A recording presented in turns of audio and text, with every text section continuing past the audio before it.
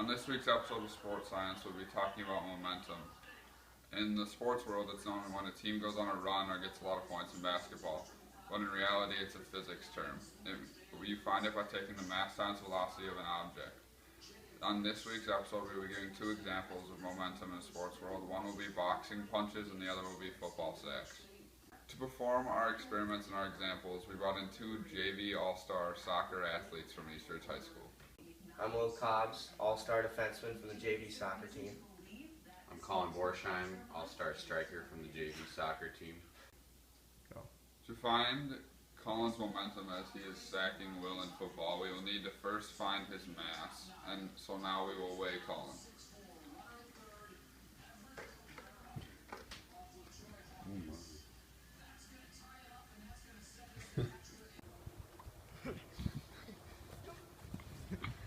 This is our speedometer we used.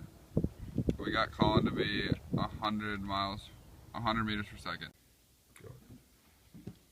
Since momentum is equal to mass times velocity, we calculated his velocity using our radar gun, and we measured his mass before the experiment to get the total velocity, momentum, as 25,000 newtons at impact. This is the punch that I'm not going to roll with and take the biggest beating of all time. This is the punch that I'm going to roll with. Alright, using the high-tech equipment at the lab, we got the velocity of his fist at impact at 200 meters per second at both punches, and the weight of his fist at 5 kilograms.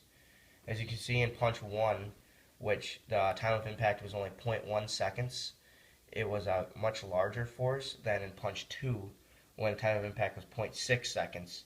The force was much smaller, almost 10 times smaller. Go. Thank you for tuning in to this week's episode of Sports Science on Momentum. I hope you now better understand the topic. See you next week.